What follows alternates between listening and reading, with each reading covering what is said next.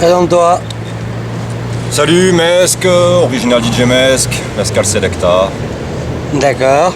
T'as commencé quand la culture hip-hop, toi? Ben, comme bon nombre, découvert ça en 84 grâce à l'émission HIP HOP. Puis vu que j'étais dans le sud, ça s'est éteint comme ça s'était allumé. Quelle année t'étais où dans le sud? Moi j'étais sur Marseille. Marseille. Ok. T'as connu la place de l'Opéra, les MCB, tout ça. Exactement. Il y avait un autre groupe que les MCB, je ne me rappelle plus comment ça s'appelle. Sur Marseille? Ouais, il y avait deux groupes. Ça je pourrais pas te dire. Moi ma grosse époque elle est intervenue surtout en 86-87. Où là véritablement par l'avènement du rap, j'ai vraiment embrassé la culture hip-hop en fait. Et tu faisais quoi au début? Tu dansais, Pareil, je pense comme bon nombre, j'ai commencé par la danse parce que c'est ce que nous a donné le prisme de la télévision en fait. Ouais. Puis assez rapidement je me suis aperçu que j'étais plus proche des roulés-boulés que de la danse véritablement. Ouais. Donc passé du coup par le tag, pareil plutôt en mode vandale. Et puis après j'ai arrêté, j'étais plus proche du chien qui pisse sur un mur qu'autre chose en fait. Donc très tôt écriture de texte très rapidement et les platines également dès 88-89. Ça coûtait cher les platines en plus. Comment tu faisais pour acheter les platines? J'avais en fait d'un côté une fausse platine à courroie qui devait être de la marque Gemini, de l'autre côté une Technics qui n'était pas encore la 1210, qui était également une Technics en entraînement courroie. Donc on jonglait avec ça, plus le petit poste, les play posts pour faire les petites mixtapes. Et voilà, et après on a acheté des platines dans un magasin parallèle quelques années plus tard. Et à cette époque-là, à Marseille, il y a beaucoup de gens qui dansent, beaucoup de gens. La vie au niveau du hip-hop, elle est vive ou? Non, c'est plutôt. Moi, les souvenirs que j'ai en fait de cette époque-là sur Marseille, c'est un monsieur comme Philippe Subrini qui crée une radio, qui était Radio Star, si je dis pas de bêtises à l'époque, qui commence à diffuser notre musique. On sort un petit peu. C'est la continuité de la funk un petit peu pour moi, sauf qu'il y a un phrasé qui est un petit peu différent. Et là, on se prend des ovnis musicaux et un peu plus tard, c'est vraiment Radio Sprint avec des émissions pareil, vraiment thématiques où sont passés des gars comme DJ Rebelle. Oui, c'est la référence. Rebelle. Ah, ouais, Rebelle. véritablement. De Marseille, ouais. Ouais, c'est vraiment par là en fait que j'ai eu mon premier contact en fait, ou du moins connaissance de la Zulu Nation, grâce encore une fois à ce monsieur Subrini, qui était vraiment l'une des premières personnes, en tout cas dans le sud, à avoir mis en place et une radio et une émission dédiée à ce qu'on allait appeler le hip-hop. D'accord, donc dès 86, après tu montes à Paris, tout ça, donc? Donc là, 86, en fait c'est plutôt l'inverse. Il y a des gars, il y a des grands en fait qui sont redescendus de Paris avec des tenues qu'on n'avait pas encore dans le sud. Et là, tu comprends qu'il existe un magasin sur Paris. Ticarette. Donc moi, le peu que j'ai connu mon père en fait, qui était lui dans le prêt-à-porter. Donc souvent il faisait des allers-retours sur Paris pour aller voir les grossistes. Donc je profitais de ça et voilà. Et première claque, je vais une fois chez Dan, donc de Ticarette. Je m'achète mon $. $. Et puis de là, je reviens dans le sud, et là, tu reviens dans le sud, c'est mort, c'est pas du tout la même effervescence que sur Paris. T'as pas trop de tags encore, pas trop de graphes, y a pas grand chose, ça se résume vraiment au vieux port sur Marseille. Après, avec l'histoire que tout le monde connaît, quoi, c'est les fondements du groupe IAM, c'est le seul petit truc qui existe vraiment dans le sud. Et de là, je bascule après sur la Côte d'Azur. Là c'est le désert total par contre. Cannes, Nice, tout ça là? Voilà, Cannes, Nice. Saint-Tropez. Ouais, une première génération quand même de danseurs, déjà en 84-85 qui était là, que j'ai pas connu. Mais là sur la French Riviera c'est plus le tag et le graphe qui est en place. La danse est pas vraiment existante, le rap non plus. C'est plutôt le tag parce qu'encore une fois la Côte d'Azur, les Parisiens aiment bien y descendre pendant l'été, donc là on a des gars qui. On se prend des graphes de crews parisiens en fait qui descendent et petit à petit on suit le truc. D'accord. À partir des années 88-89, c'est l'avènement d'une Jack Flav. Comment t'as vécu ça toi? C'est là à ce moment-là, je suis clairement en train de mixer soirée avec un pote qui s'appelait Ahmed.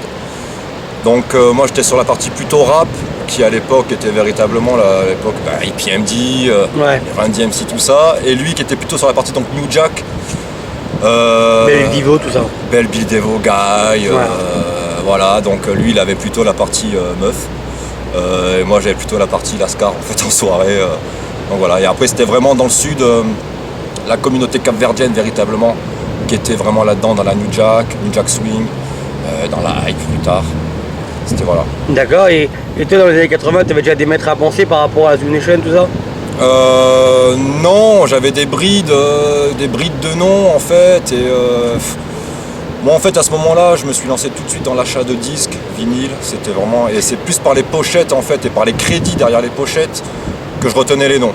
C'est-à-dire toute l'époque Celluloid Records où justement derrière écrits, tu te rendais compte qu'il y avait écrit donc Afrika Bambaataa et les dédicaces. Donc là tu vois des Red Alert, tiens c'est qui DJ Red Alert, ok. Et c'est par ces noms-là en fait que tu dis bon mais tu les gardes dans ta tête et petit à petit avec les années qui passent, ben, tac ils apparaissent. Ils apparaissent par disque, quelques petits fanzines qui commencent à apparaître par-ci par-là. Et vous en avez un vous dans le sud? Non, il n'y en a rien là-dessus. D'accord, je demande. non, c'est triste à dire, hein, mais non, quoi. On avait tout en retard, quoi. Même moi, les enregistrements, on va dire, de Radio Nova ou les enregistrements de Radio 7, on les avait. Radio 7 c'était Robert Lévy-Provençal à une époque, et après Radio Nova, Dynastyle. On les avait 6-8 mois plus tard, quoi, les enregistrements, quoi. Donc on se frappait des claques, mais à retardement. Donc il y avait toujours ce petit temps de décalage.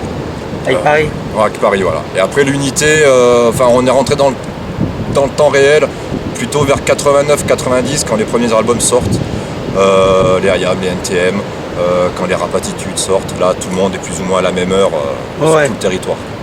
D'accord, mais toi entre temps de 84 à 90, toi t'es donc DJ dans les clubs, tout ça?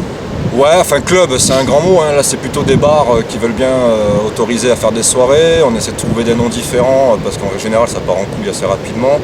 Ouais. Donc on passe par les soirées street sound, les soirées urbaines machin, on trouve des noms comme on peut. Donc moi c'est vrai beaucoup de soirées pour acheter encore une fois du disque. T'as combien les disques? Là avant d'arriver à La Réunion j'étais à peu près à 3500, 4000 vinyles. Que t'as ramené à La Réunion?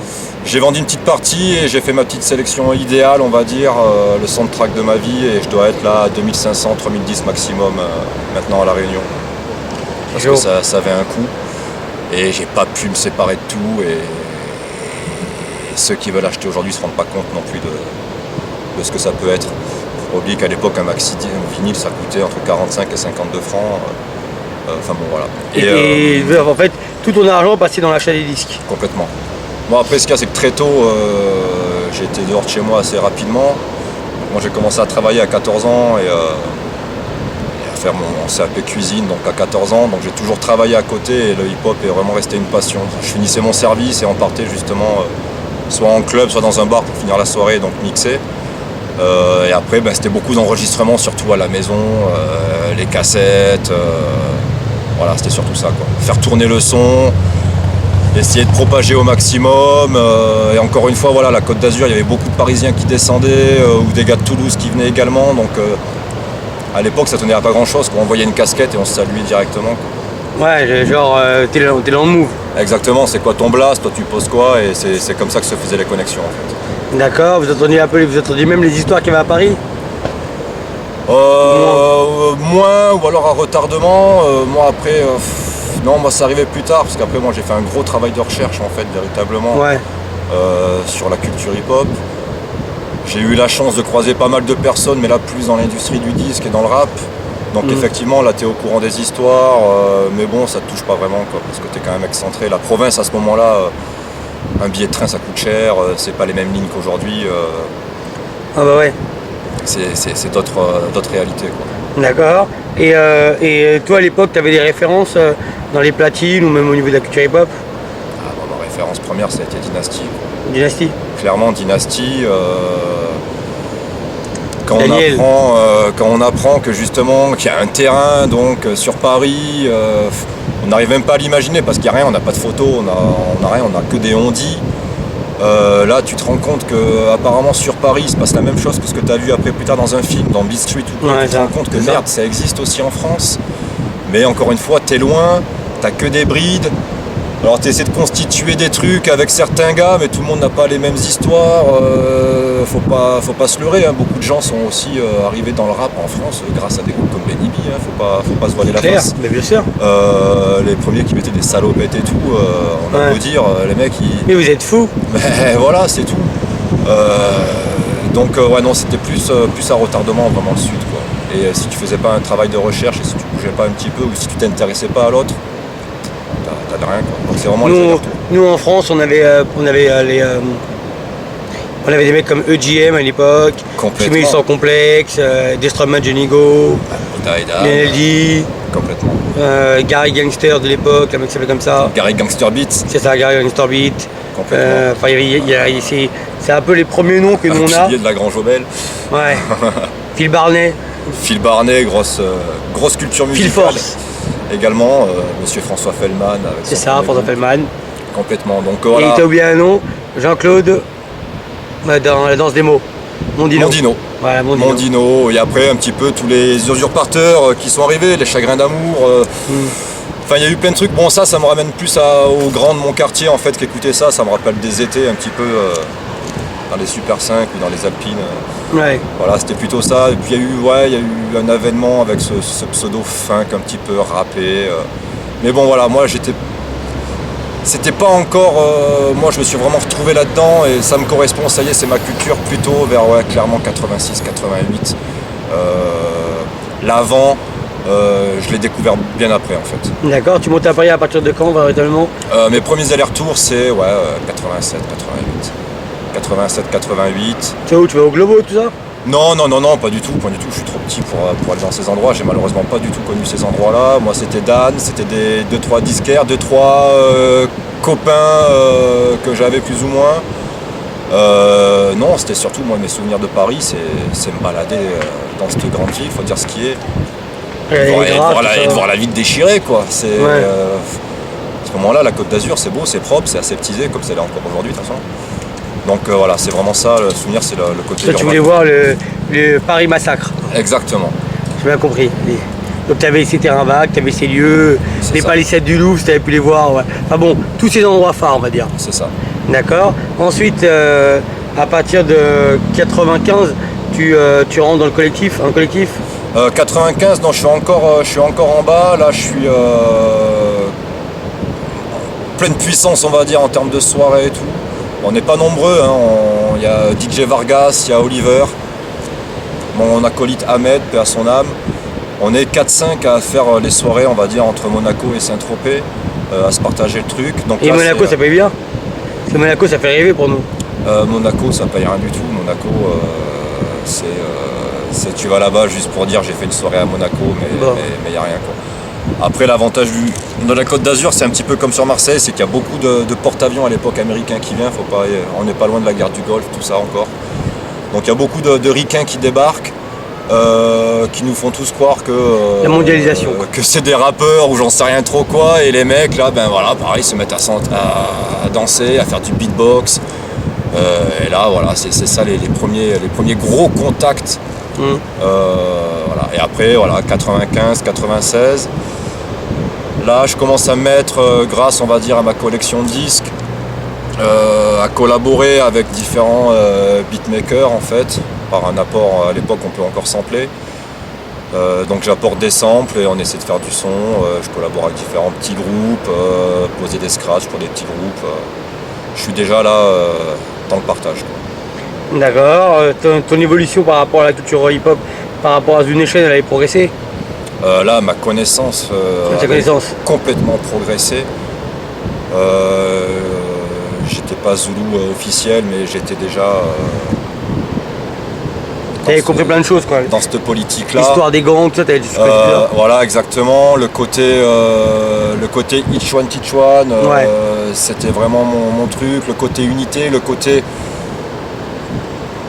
de ne pas boire d'alcool, de ne pas se droguer, de transformer le négatif en positif. Et puis la révolution de tous les arts en place, quoi. La révolution de la danse par le break, la révolution de la peinture par le graphe, la révolution de la musique, on va dire par le rap ou par le texte. Tout ça, je le pratiquais au quotidien, quoi. Puis bon, je pense que comme bon nombre, J'étais noir et africain à l'époque. J'étais Malcolm X comme bon nombre. C'était l'époque afrocentrique. Donc là, ouais, c'était un grand bien pour moi parce que j'avais décroché depuis très très longtemps du cursus scolaire. Moi, je me suis arrêté en 4e.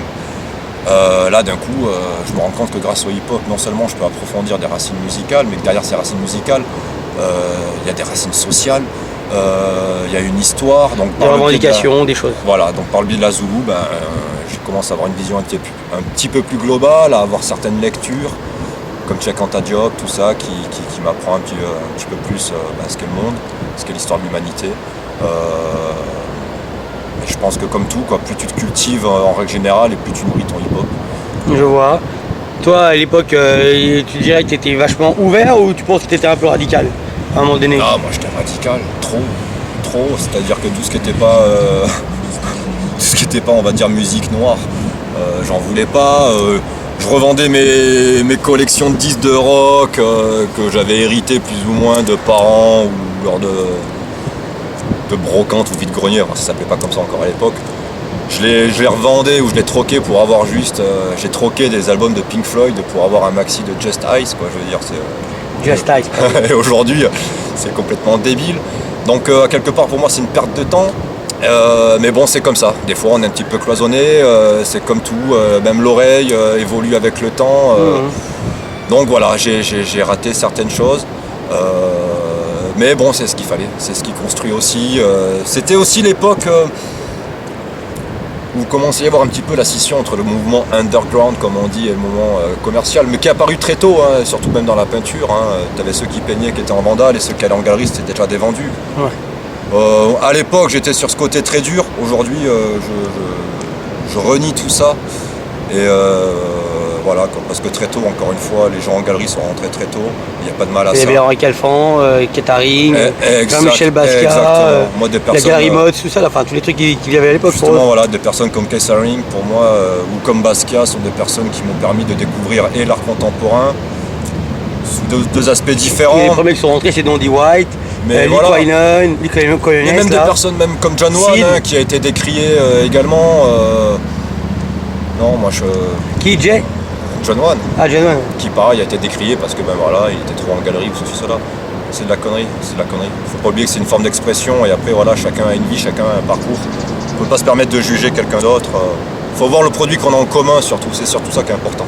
D'accord, à un moment donné, tu vas participer à une grande aventure. Ouais, là c'est en 99, je quitte le sud. Je me suis fait rattraper par l'armée parce que j'étais déserteur et bon, ils me retombent dessus, je me démerde malgré tout. Pourquoi t'as déserté? J'ai pas vraiment, en fait j'avais une vie un peu dissolue à ce moment-là, j'avais pas vraiment d'adresse. Donc j'étais déserteur sans vraiment le vouloir au final. Bref, on me retrouve avec le billet de train, vas-y pars. Je me démerde, au bout de 3 mois j'arrive à me faire réformer. Je quitte ce truc-là, là je me retrouve à Cannes. Dans le même truc, insipide, pourri, y a rien à faire. Et là j'ai un pote, un ami qui me propose de monter à Grenoble faire une saison comme DJ. Lui était videur et avait déjà fait une saison, donc il me propose de monter sur Grenoble. Je dis allez vas-y, pourquoi pas, je connais pas la région, montons. Et là j'arrive sur Grenoble, donc je fais une saison comme DJ et là je rencontre la femme de ma vie.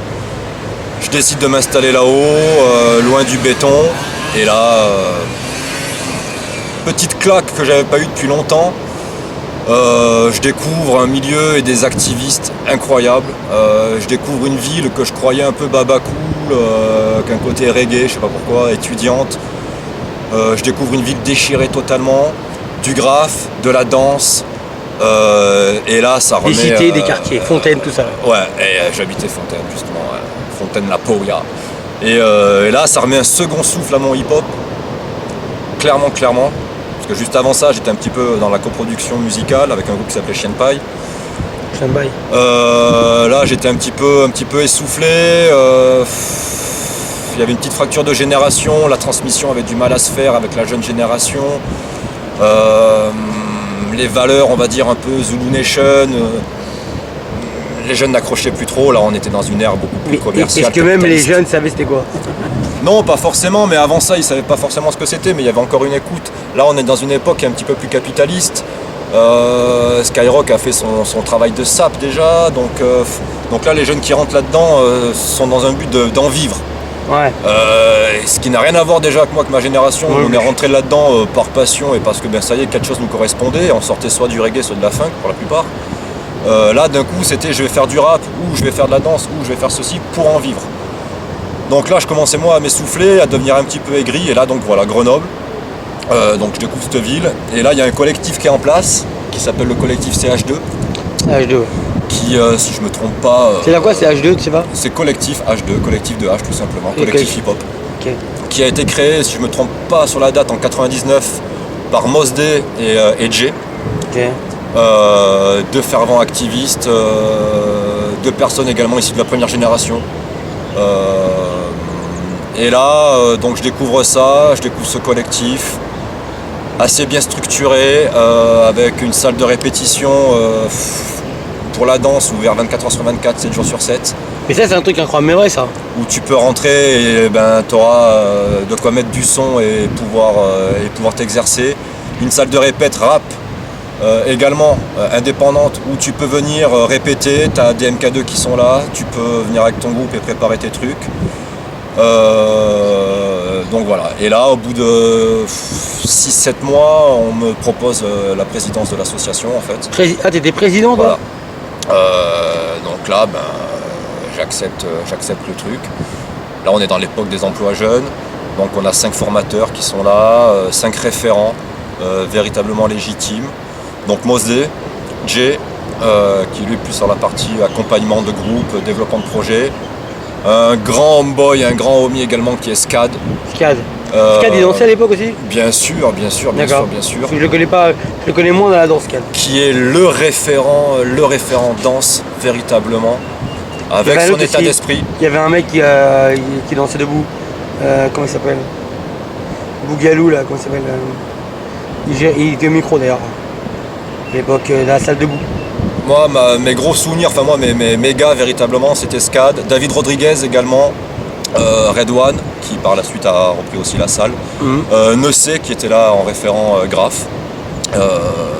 Donc voilà, on prend l'association. Il y avait un vrai vivier hip-hop quoi. Il y avait un vrai vivier hip-hop, on faisait des fiches de paye, il y avait écrit hip-hop dessus quoi. Pour l'époque c'était assez hallucinant. Mais là on parle de Total Session.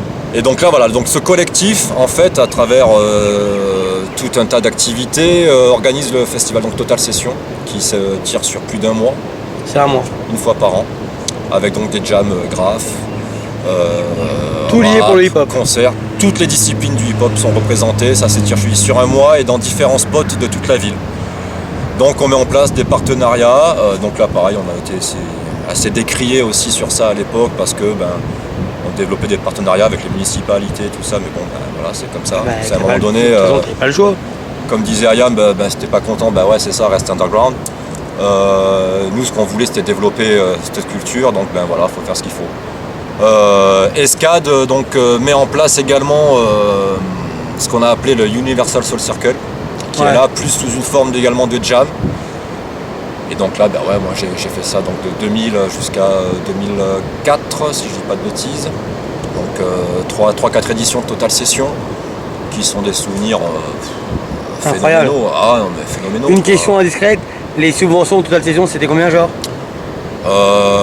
J'ai une idée moi. Pas les chiffres exacts, mais je crois que je sais plus sur quelle année ou je crois que c'est l'année avant que je quitte et qu'on dissout l'association. Je crois qu'on n'était pas loin du. Alors c'est pas subvention, c'est tout confondu. C'est-à-dire c'est ce que l'on rapporte également nous en termes d'activité et les subventions. Je crois qu'on n'est pas loin du petit million quoi. Chose qui encore une fois, faut remettre les choses dans le contexte. On est en 2000-2001. Il n'y a personne. Je suis pas certain qu'en France il y a quelqu'un d'autre qui fasse ça. Donc forcément ça attire des jaloux, forcément. Sauf que ça s'est pas fait comme ça. On s'est pas acheté de la sape avec et quoi que ce soit. Il y avait quand même encore une fois 5 référents qui étaient là toute la journée avec des heures de bureau, dans des bureaux toute la journée. Pour ceux qui ont monté des événements, ils savent ce que c'est. Ton événement il n'est pas fini, tu es déjà sur celui de l'année d'après. Ouais. C'est du gros travail, c'est des combats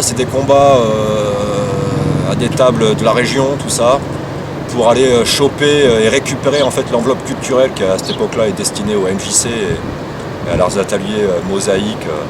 voilà, quoi, les lycées où tu vas de tes 3 ans à tes 8 ans, mais après ils te proposent rien d'incroyable. Donc nous on allait au combat pour récupérer ce qui était dû à la culture, culture urbaine. Voilà, et pour le mettre à profit. À profit. Et à quel moment vous avez rendu compte que vous aviez le meilleur événement du Sud? Je crois qu'on s'en est pas véritablement rendu compte parce que, encore une fois, c'était une affaire de passionnés. Qui dit affaire de passionnés dit que même dans les bureaux, des fois, ça fritait aussi, hein, parce que tout le monde n'était pas d'accord pour les mêmes choses. SCAD, avec son état d'esprit qui est sans transition, c'était pas évident. Il fallait encore une fois ce budget-là le partager équitablement dans toutes les disciplines. La discipline, ouais, ça. Donc il n'y a pas tout qui va partir pour le rap, il n'y a pas tout qui va partir pour ceci, pour cela. Bon, avec 1 million, on peut s'en sortir. On peut s'en sortir, après il y a beaucoup de coûts, faut pas oublier.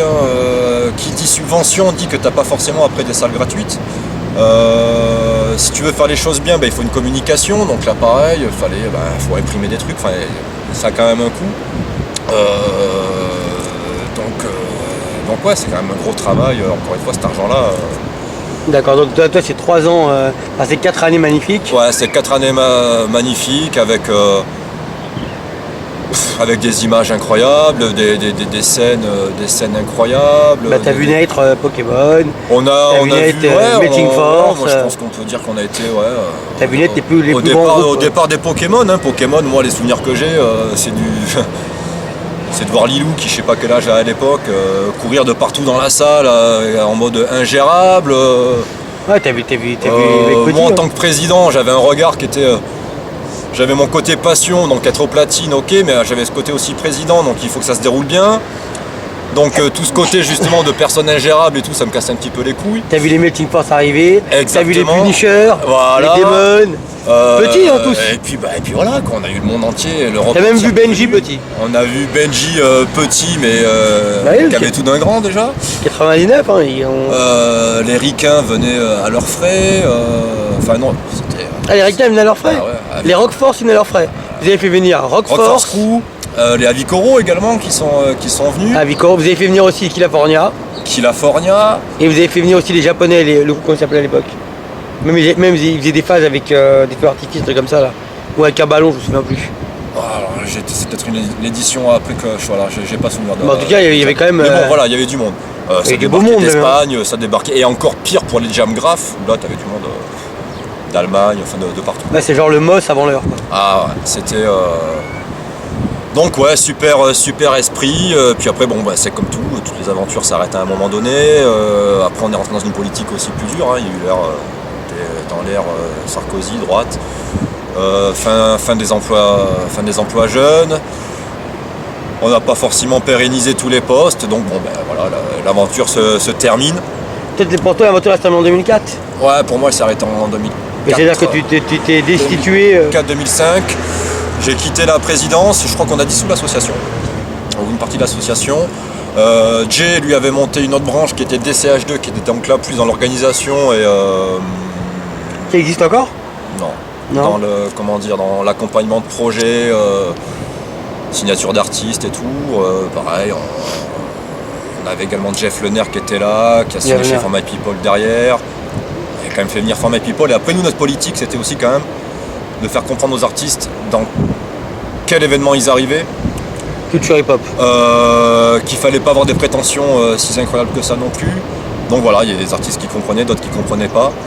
C'est vrai que t'as croisé beaucoup de jeunes à scène rap en fait. Ouais, et puis on a eu, on peut le dire, hein, on a eu des personnes comme BOSS à l'époque qui eux, avaient des prétentions financières et qui voulaient pas entendre la politique de l'événement et qui viennent pas. Et à côté de ça, t'as For My People et Cool Chain qui viennent avec grand plaisir et qui mouillent le maillot et qui, Cool Chain pareil, se prend une petite claque en voyant l'activisme qu'il y a sur Grenoble. Et donc là encore une fois, des ponts se sont créés. Ah mais Grenoble c'est une grande ville du hip-hop. Hein. Donc très belle aventure. Et il y a encore énormément d'activistes sur Grenoble aujourd'hui. Encore tout un tas. SCAD continue encore ses affaires. Ouais, il a essayé de relancer. SCAD a continué un petit peu, juste la partie donc Soul Circle et la partie donc danse. Moi j'étais plus là, mais je l'ai suivi un petit peu à distance. Il a continué son truc, encore avec des jams dans d'autres lieux. En Espagne. Voilà. je me rappelle. Mais, et toi, une fois que tu quittes la présidence, on est en 2004-2005, tu fais quoi pendant, parce que là on est en 2016, pendant 11 ans, qu'est-ce que tu fais? Donc là, moi, je Papa quitte la présidence. Bon, bah là, oui, je suis père de famille, donc ça change pas mal de choses. Là, je redescends dans le sud, parce que j'ai d'autres soucis, enfin, j'ai un grave accident, donc là, je redescends dans le sud. Et là, je suis donc avec le groupe Chien de Paille, je coproduis avec HAL, et on fait des sons, donc on a été signé à la Cosca, donc chez Akhenaton. Donc là, ben, aventure discographique, on va dire, aventure musicale. Chez Monsieur Chill. Ouais, chez ce grand humain qui est chill. Après, il y a le business, c'est autre chose, mais voilà, grand monsieur. Donc là, ben, pareil, coproduction, toujours ce besoin de partager, de transmettre. Donc ben, moi, je me remets pareil, même si l'âge il avance. Il y a un petit groupe qui est là, qui est en train de se monter. Ben écoute, vas-y. Là, je suis plus, on fait plus appel en moi.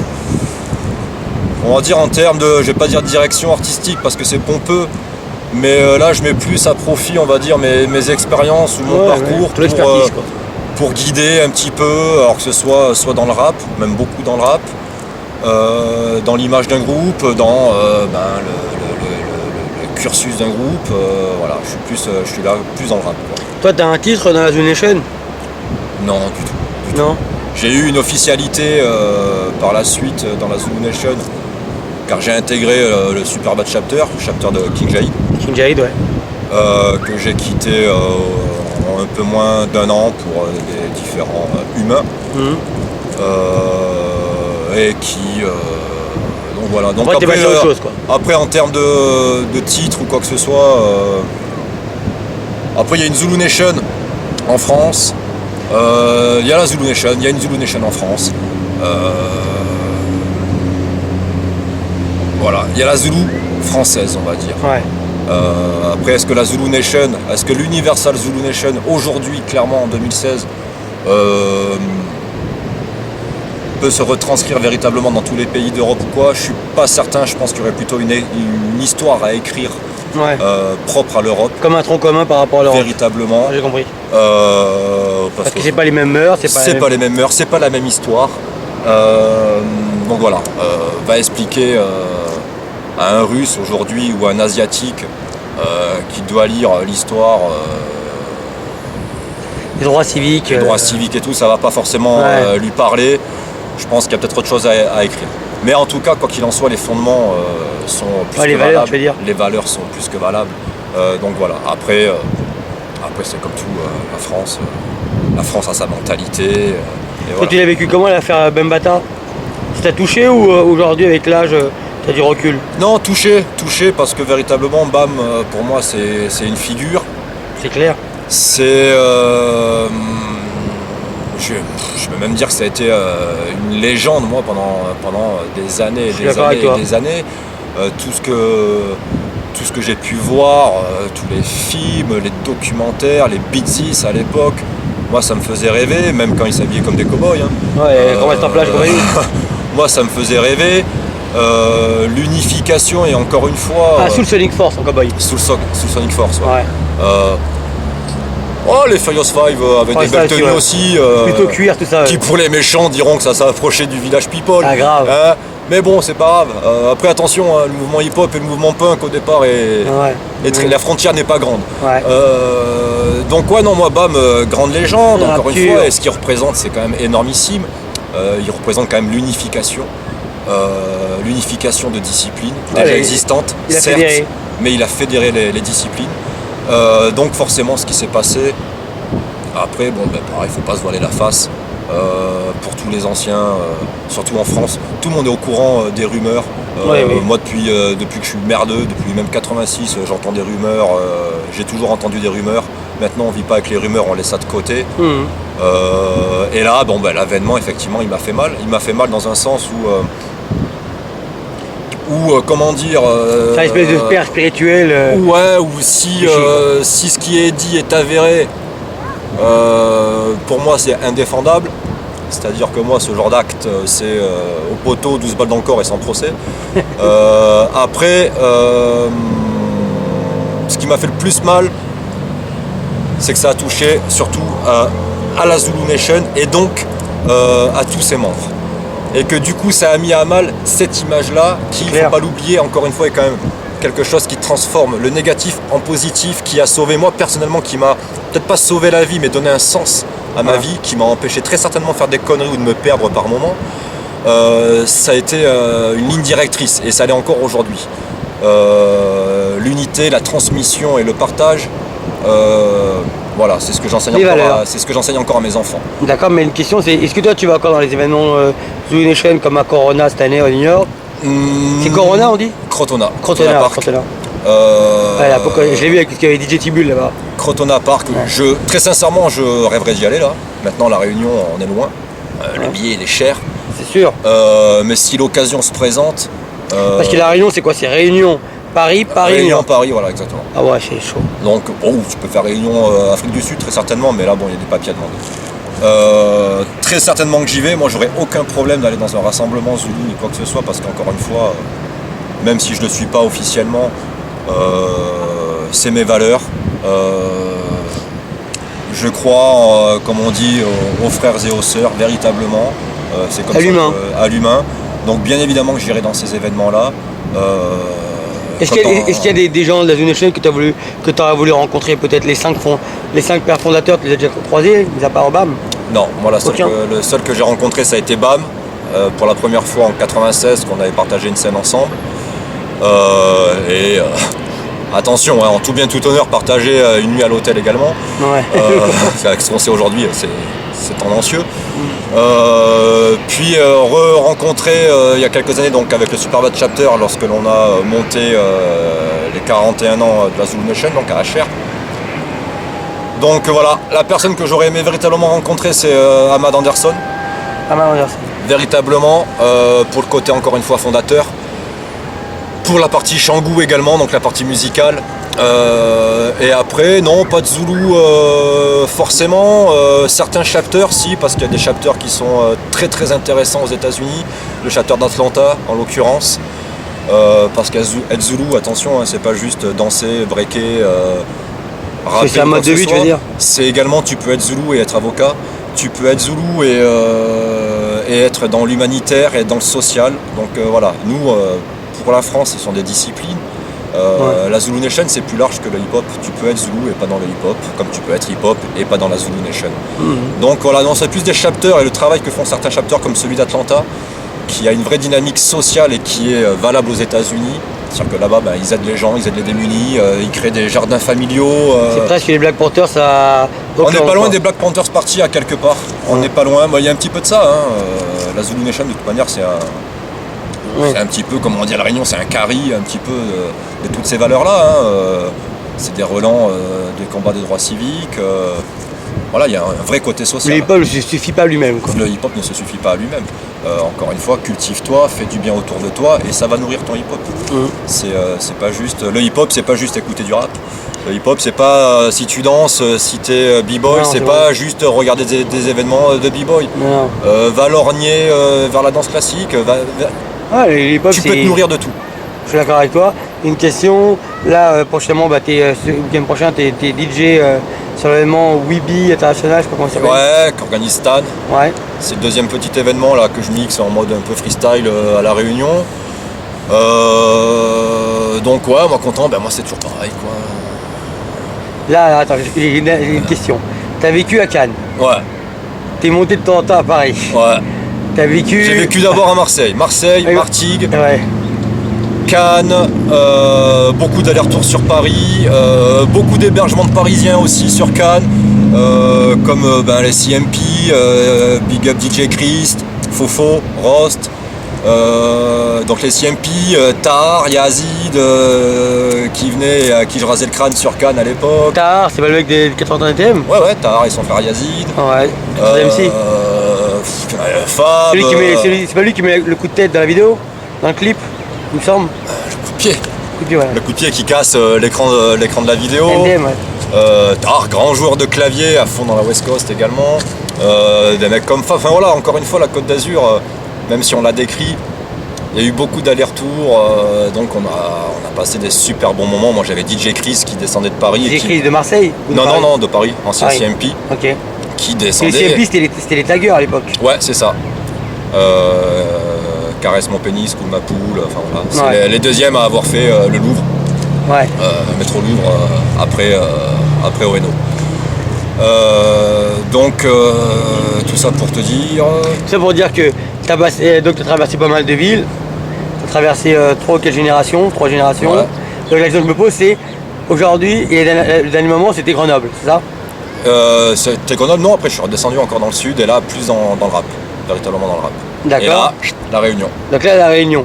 Donc maintenant, tu as une autre vie, voilà, c'est un autre espace, une autre philosophie, Complètement. d'autres, des agréments et des désagréments. Complètement. Il y a à boire et à manger, mais quand tu regardes, quand tu fais le constat, eh ben, est-ce qu'aujourd'hui tu pourrais revivre en France? Est-ce que ça pourrait te plaire encore de nouveau? Ou là, tu es trop bien ici? Je pense pas que je pourrais revivre en France, en métropole, de par le climat anxiogène qu'il y a aujourd'hui et de par le clivage qui est monté par les médias, tout ça. C'est-à-dire qu'avec mon état d'esprit, je me retrouverais à 40 balais, père de famille, à être en mode haine,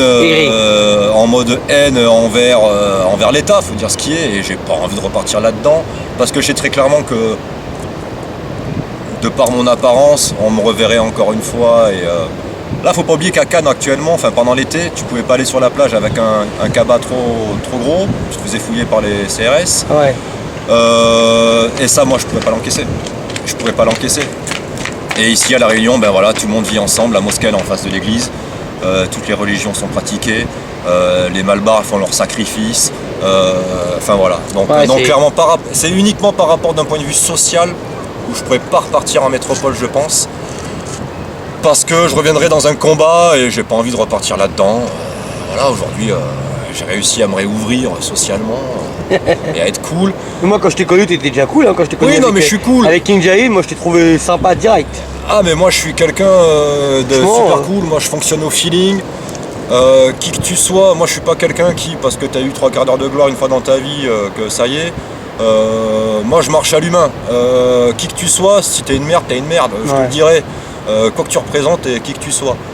Sans les personnes, quoi. C'est ce qui fait que des fois, voilà, tu as des aventures qui s'arrêtent. Parce que des fois, l'humain que tu as en face de toi, finalement, c'est une merde. Qui qu'il soit. Ouais, donc, les rapports, des fois, ils sont pas terribles quand c'est donc voilà, donc du coup, non, à La Réunion, clairement, ouais, j'ai découvert une autre façon de vivre qui est plus proche de la mienne, qui colle avec la manière dont je vais éduquer mes enfants. Et surtout, il y a une jeunesse ici incroyable, donc mon côté, encore une fois, transmission, partage, ça y est, il titille, quoi. Il titille grave, donc voilà, je suis content de pouvoir participer à des petits événements. Mais moi maintenant c'est plus à la cool, quoi. C'est du mois d'événement, je ramène mes platines et mes disques et je te mixe le truc, pas besoin d'être sur l'affiche ni quoi que ce soit. Mais j'ai bien saisi.